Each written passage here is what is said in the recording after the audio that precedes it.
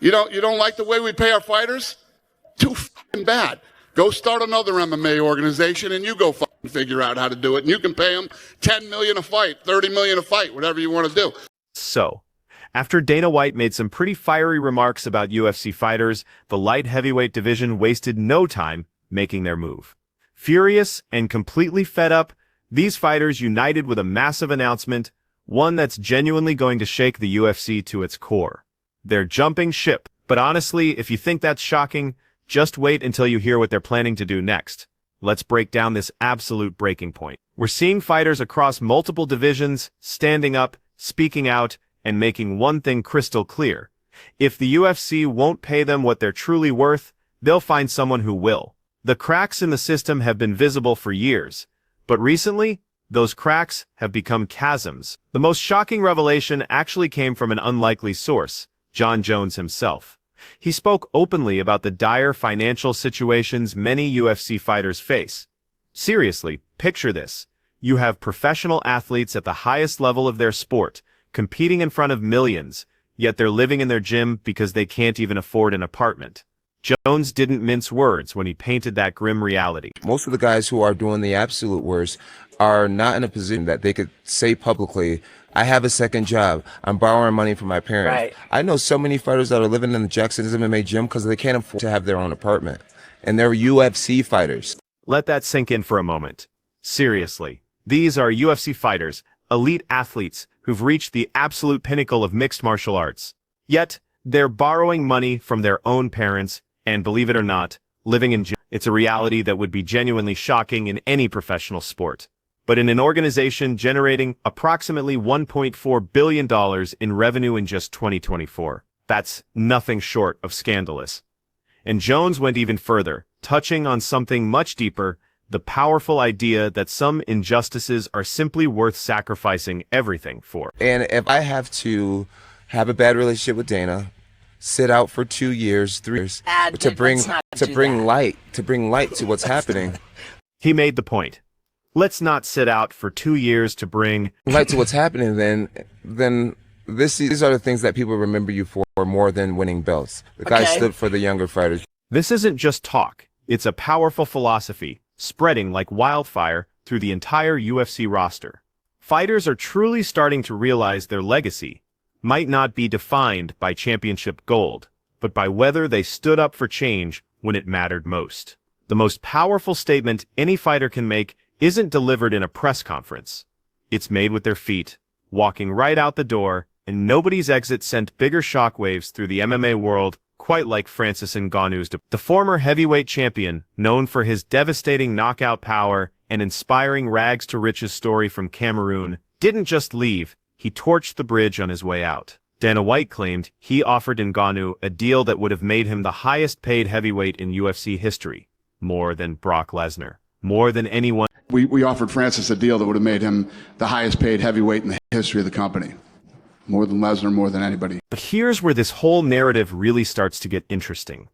White's explanation for Ngannou's departure actually ended up revealing way more about the UFC's underlying philosophy than perhaps he ever intended. I think Francis is in a place right now where he doesn't want to take a lot of risk.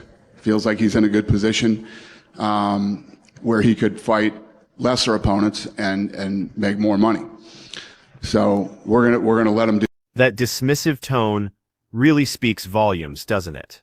But Ngannou, on the other hand, had a very clear perspective on exactly why he walked away. And believe me, it wasn't about him taking easy fights. It was fundamentally about respect, about genuinely being valued, and about a pay structure that just simply didn't make any sense at all.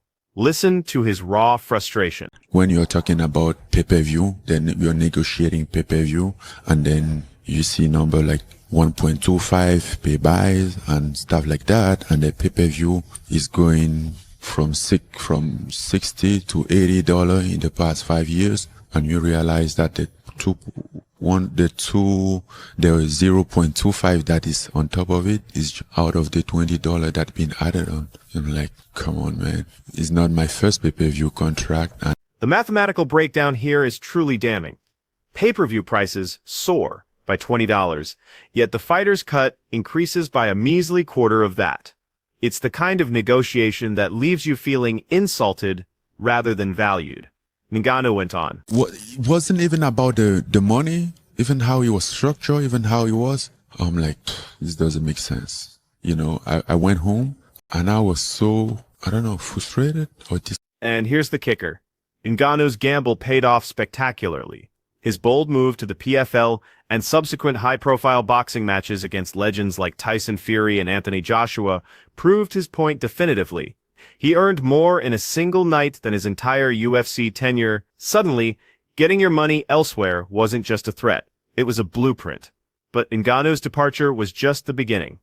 Across the UFC roster, fighters are finding their voices, and they're not holding back. Justin Gaethje, the fan-favorite lightweight, openly expressed frustration in mid-2025 about feeling underappreciated by the UFC. After delivering highlight reel performances and taking massive damage, he stated he was done doing cheap-ass steak for the promotion without proper recognition or compensation that matched his risks. Gaethje's complaints weren't just about paychecks, they touched on something deeper, more personal. It's about the emotional drain of pouring everything into fights, sacrificing your health and future, only to feel sidelined when it comes to opportunities and rewards. His narrative is one of burnout, where a fighter who's headlined major events and taken massive damage questions why the UFC doesn't reciprocate. Then there's Askar Askarov, a talented flyweight who left the UFC in 2025 after the promotion refused to improve his contract, despite a strong record with only one loss to a dominant champion. Askarov chose to return to his home country for better paying opportunities, framing it as a no-brainer decision. His exit highlighted how the UFC's rigid stance on negotiations can push skilled athletes away, especially those from international backgrounds facing additional hurdles like visas and taxes. Even more telling is the story of Tyler Diamond, a former PFL and Ultimate Fighter contestant. Perhaps most heartbreaking is Alex Pereira's situation. The light heavyweight kingpin, with a meteoric rise from kickboxing to UFC stardom, shared a disheartening message in 2025 after hearing something, likely related to pay or treatment, that amplified his existing thoughts of retirement. Pereira, who's never been one to badmouth the UFC publicly, admitted the news left him questioning his future in the sport. When even champions at the pinnacle feel this way, you know something is fundamentally broken. To truly understand why these fighters are reaching their breaking points, we need to examine the system that created this crisis. The system that breaks fighters. To understand why fighters are fleeing, we need to examine the financial reality they face. The UFC operates under a compensation framework fundamentally different from traditional sports leagues, and not in a good way. Unlike the NFL or NBA, where athletes are employees with collective bargaining agreements, ensuring around 50% revenue sharing, UFC fighters are classified as independent contractors. This technical distinction has massive implications. The UFC's revenue share for fighters hovers between 16% and 20% of the organization's total earnings. Let's put that in perspective. In 2024, the UFC generated approximately $1.4 billion in revenue, with fighters receiving an estimated $220. Now, you might think that's still a lot of money, but when you divide that amongst 600-plus fighters on the roster, the reality becomes stark. For entry-level fighters in 2025, contracts started around $114. That means if you lose, you walk away with $14,000 before taxes, management fees typically 10 to 20%, training costs, and other expenses. Let's do some quick math. After a 20% management cut, you're down. Factor in training camp costs, coaches, sparring partners, nutritionists, medical care. That's easily another $5,000. Suddenly, that professional athlete paycheck looks more like poverty wages. Shockingly, 43% of UFC fighters earn less than $45,000 annually before expenses. With a median salary of $50,000, this is barely above living wages in high-cost areas like Las Vegas or California, where many. Dana White, the UFC's president, has his own philosophy about fighter pay, and he's not shy about defending it. His arguments reveal a particular worldview about how combat sports should operate. Listen to his reasoning. With boxing too, that all guys are overpaid. And every time they put on a fight, it's a going out of business sale. You know what I mean? He was basically saying, we're just trying to get as much money as we can from you guys, and then we're out of here. We'll see you in 3 years. You can't build a league like that. You can't build a sport. You can't have 750 fighters under contract, making money, feeding their families every year with that kind of mentality. It doesn't work. White often positions the UFC as the responsible steward of MMA, building something sustainable rather than burning bright and fast, like boxing. But there's a definite irony here. He criticizes boxing's model, while UFC fighters are increasingly seeing boxing as their escape route to better pay. When asked about the pay scale, White explained his rationale. So what we did is we built a business model where they share. If you're the champion, you share in the pay-per-view revenue. If you're the guy headlining the card, or there's been some special occasions where we know you're bringing in the money too, that you're a big draw. So you two get to share in the pay-per-view revenue. But here's the inherent problem with that model. It creates a massive wealth gap between the top 1% of fighters and absolutely everyone else. And even for those elite fighters, the UFC's shift away from traditional pay-per-view models is a big deal. With their 2025 announcement of a 7-year, $7.7 billion media rights deal with Paramount, it effectively ends the ESPN Plus PPV structure, replacing it with streaming-inclusive broadcasting. While this could boost overall revenues to over $1.1 billion annually, it might actually reduce individual fighter leverage for those crucial PPV bonuses. White's most revealing moment, though, came after fighters convinced him to raise performance bonuses, only for the event to feature 7 straight decisions. His reaction to that was visceral and completely unfiltered. The fighters managed to get you to up the bonuses. Do you think there's an argument that maybe you should just up them to... I think tonight showed that we should not. No. Upping them doesn't change anything. It doesn't make anybody fight any harder. It doesn't change anything. I'm not doing this again. His commitment to that unwavering stance was absolute. Ever. Today was the last day that I'm doing that. Yeah. Not saying that in the future the bonuses couldn't get up, but I'm not going to be at a press conference and say 200, 300, fucking never again. And when he was confronted about the broader criticism surrounding fighter pay, White's response was essentially a blunt, take-it-or-leave-it approach. Every time somebody comes out and says, oh, you don't pay your fighters, you don't pay your fighters. I could come out and do this I'm not. I don't give a shit. You don't like the way we pay our fighters? Too fucking bad. Go start another MMA organization and you go fucking figure out how to do it. But perhaps the most damning critique of the UFC's entire system truly comes from those who've lived it. Francis Ngannou didn't just leave, he pulled back the curtain on how the negotiation process actually works. Or rather, how it fundamentally doesn't work.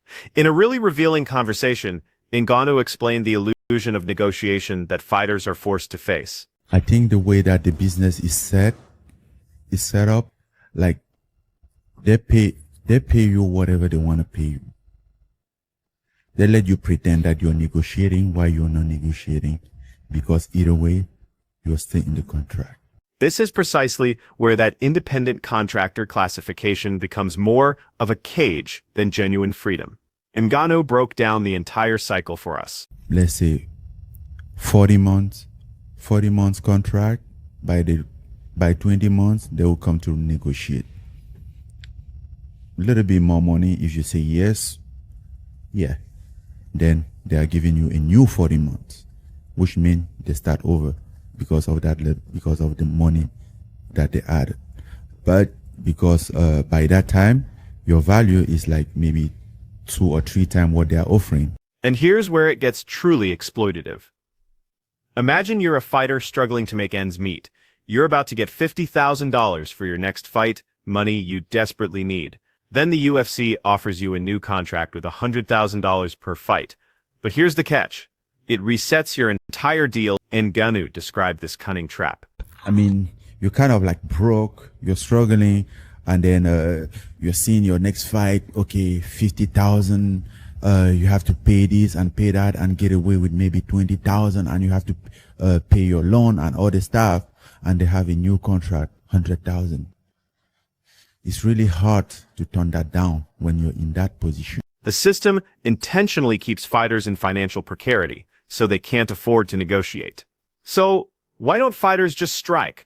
Why don't they band together and refuse to fight until things change? The answer reveals another layer of the UFC's control. When this was suggested to Ngannou, his response was truly illuminating. Okay, so this is the thing. Because you were struggling, you were expecting your fight for the $50,000, which is what a lot of people in the UFC they do, and even for less than that, and they have even borrow money for finance their training camp or whatever. So they are expecting that money to pay back. And if you tell this guy to go on strike, why he has a $50,000 coming up who can like save him from the guillotine, like release his neck a little bit. The UFC doesn't just control a fighter's present, it dictates their immediate futures. Miss a fight, and you don't just lose that crucial payday, you might very well lose your spot on the roster entirely. That's a huge risk. Not because the UFC has the power to cut you. I'm going on strike. Oh, really? You're doing that? As in, you're out at the right moment. No, you're doing that, then you're out right now. Then you don't even have that 50,000 anymore.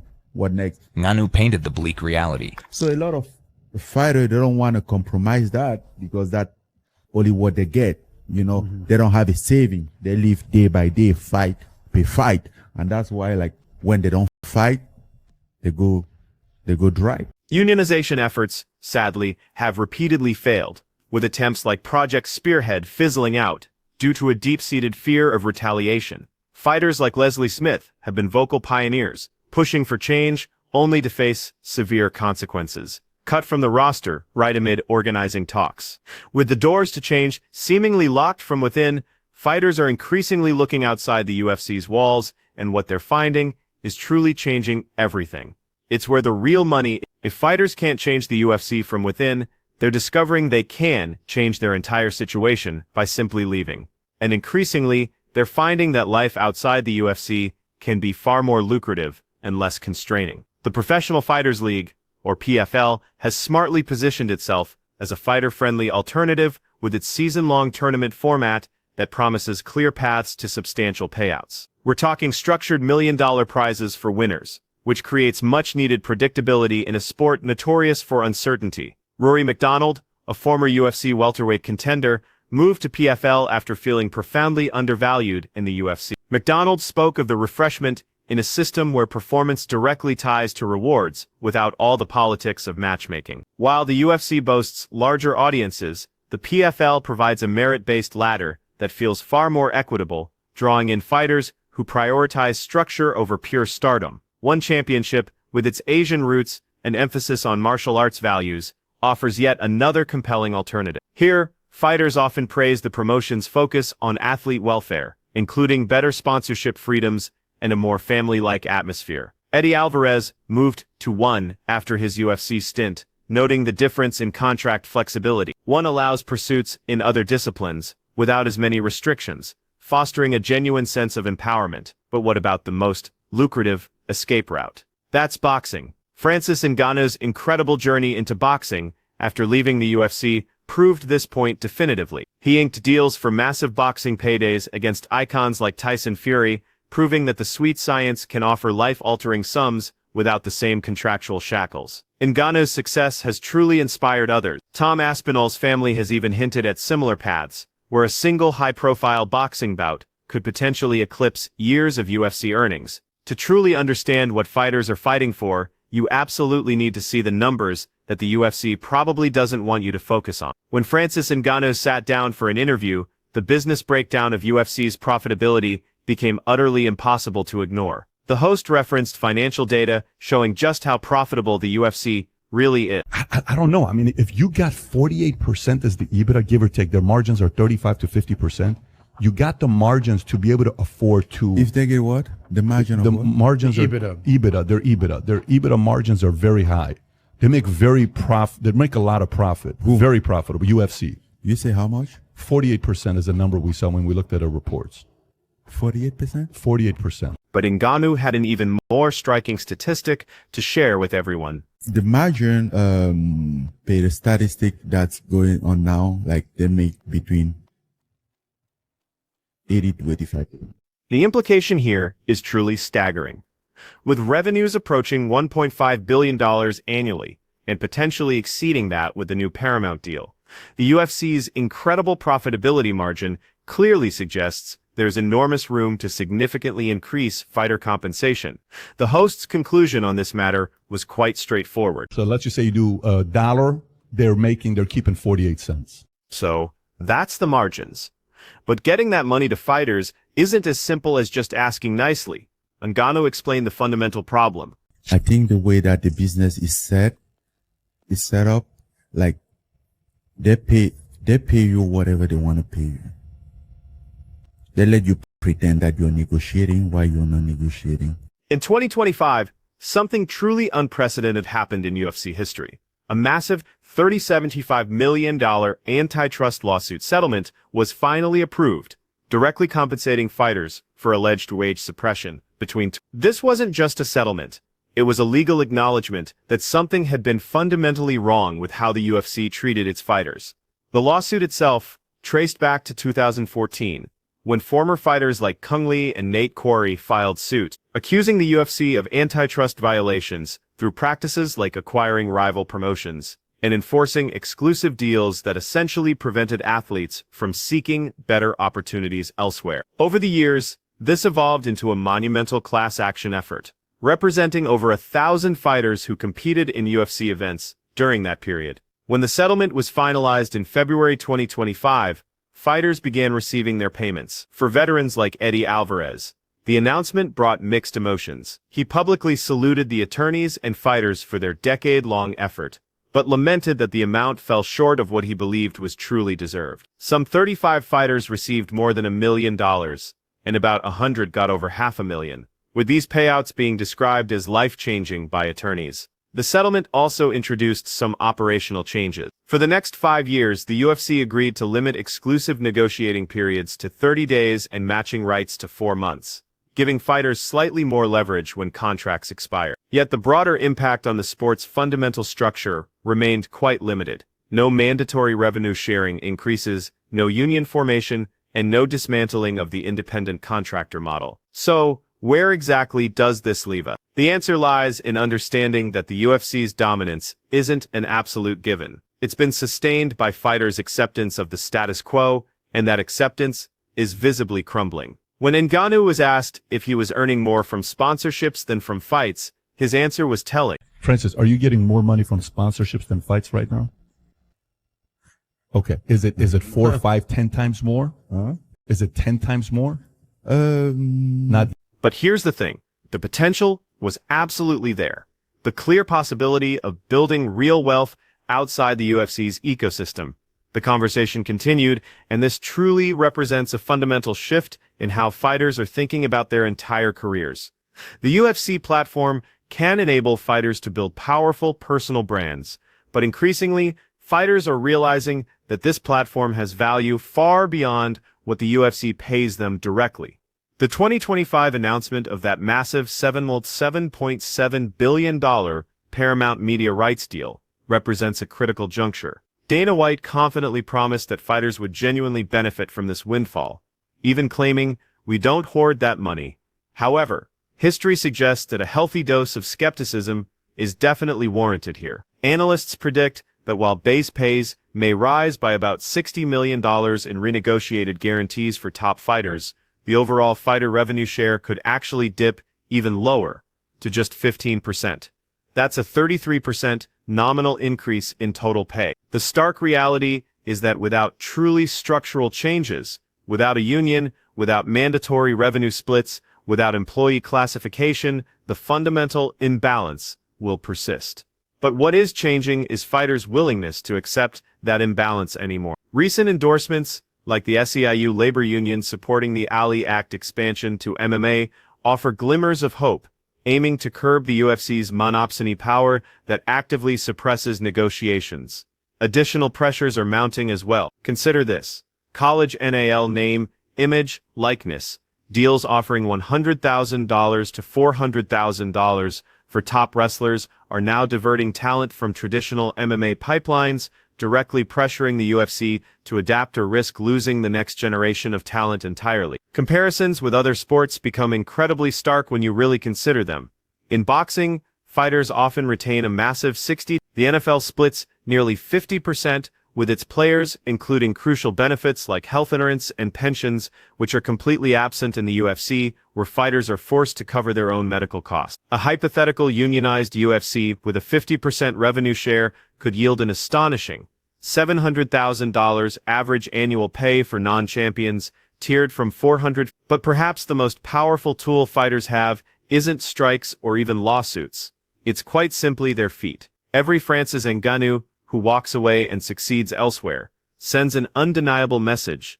Every Justin Gaethje who speaks out boldly empowers others. Every Tom Aspinall whose family hints at boxing opportunities reminds the UFC that their monopoly on talent isn't guaranteed forever. The growing sentiment of "we'll get our money elsewhere" isn't coming from a single division or a unified strike. It's coming from individual fighters, one decision at a time, slowly but surely building into a powerful movement. It's John Jones talking about standing up for younger fighters as his legacy. It's Francis Ngannou proving you can make far more money outside than inside. It's Justin Gaethje saying he's done sacrificing without reciprocation. It's Alex Pereira questioning his future after truly disheartening news. The UFC built an empire on the backs of fighters who had nowhere else to go. But the world is changing.